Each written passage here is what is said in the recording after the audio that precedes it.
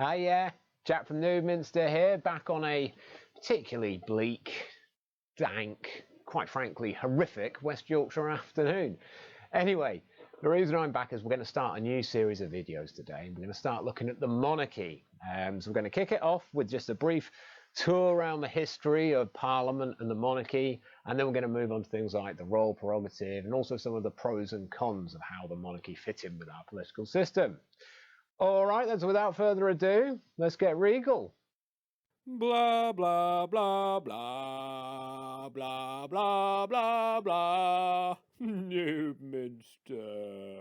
I don't know about you, but I grew up with this vision of medieval monarchs as supremely powerful beings whose daily routine mainly consisted of deciding whose head should be lopped off, which neighbouring kingdom should be put to the sword, and how they could make life even more uncomfortable for their subjects. I personally blame Disney for this state of affairs, and while it's true that legally kings and queens were second only to God, on a more practical level, the exercise of power was a much more complex affair.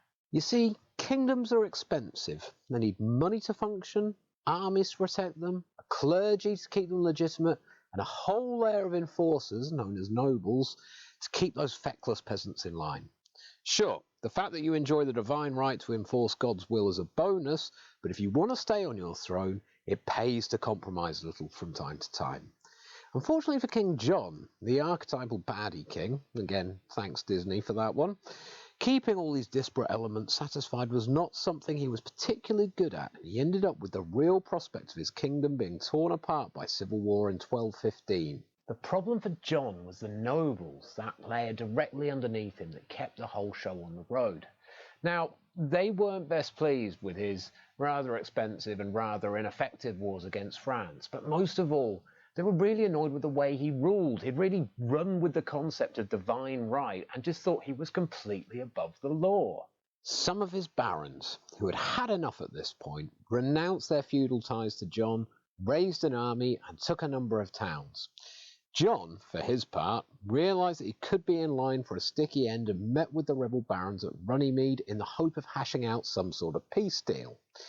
What emerged from that meeting, almost 800 years ago to the day, was an agreement that would later go on to be known as the Magna Carta.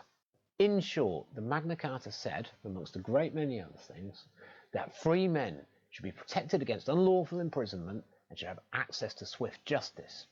However, the real game changer politically was that it also said that the monarch could no longer raise taxes on a whim, and in some cases he would have to go before a council of 25 barons, this was a forerunner to Parliament today, and ask them whether he could.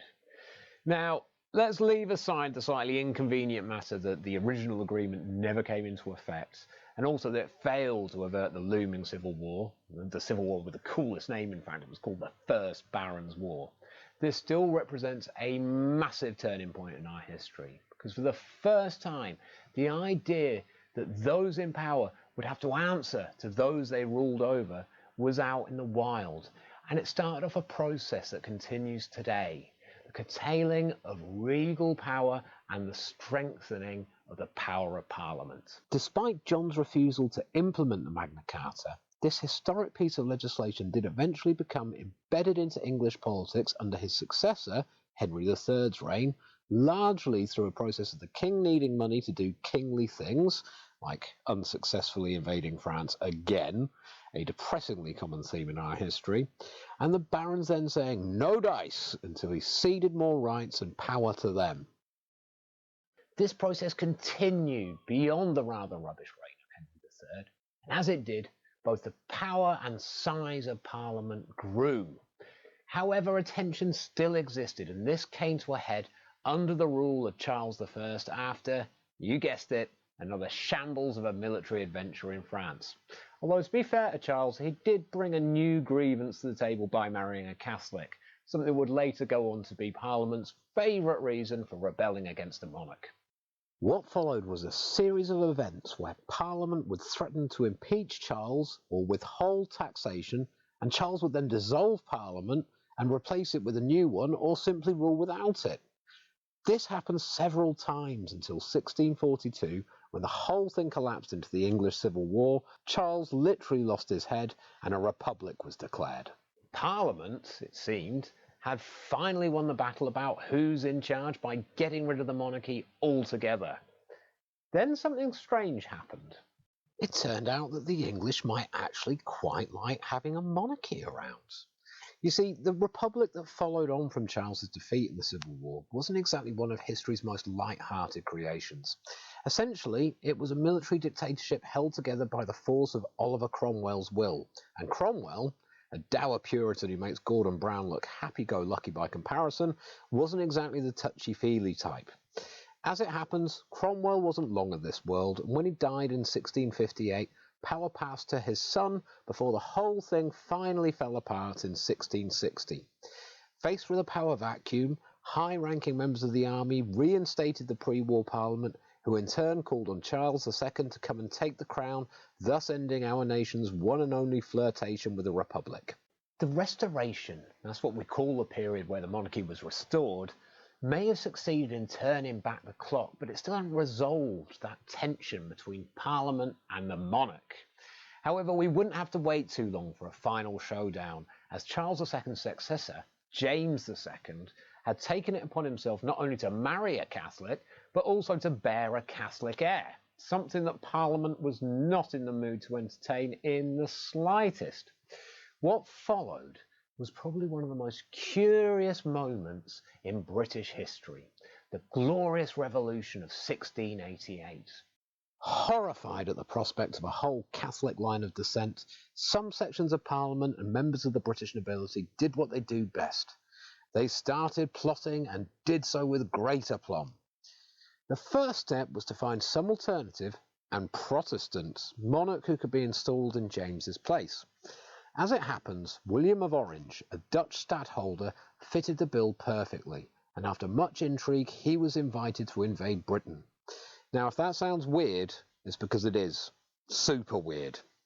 Anyway, as invasions go, it was probably the tamest affair in history, as James's army didn't really have their hearts in defending an unpopular monarch, and following a number of brief skirmishes where only a handful came to harm, William marched on London. James, convinced by now that the jig was up, fled to France, whilst William convinced Parliament to make him and wife joint monarchs. However, Parliament weren't simply going to roll over for this new monarchy, and sought a number of assurances that became known as the Bill of Rights, the most important of which include that no one can make or repeal laws without the consent of Parliament, no taxes can be levied without Parliament's approval, people have the right to petition the monarch without fear of reprisal, freedom of speech within Parliament is unimpeachable outside of Parliament, and elections are to be free. Now this really was a game changer because it unequivocally stated that the monarch could no longer override Parliament when it came to the making of laws, and it put Westminster into the driving seat of our nation. Since then, the chipping away of regal power has continued unabated, but it was the Bill of Rights that really set the tone for the next 300 and odd something years. That's also where we're going to have to leave it today. Next time we'll be bringing things back to the present day by looking at the royal prerogative and the powers that the monarchy had today, both in practice and on paper. We're also going to have some fun with it as well. It's going to be quite a laugh, the next one, I hope. Anyway, thank you very much for watching. Subscribe or die, and if you're wishing to be a monarch, I advise that you don't invade France, but thanks to recent changes to the law, you can marry a Catholic without fear.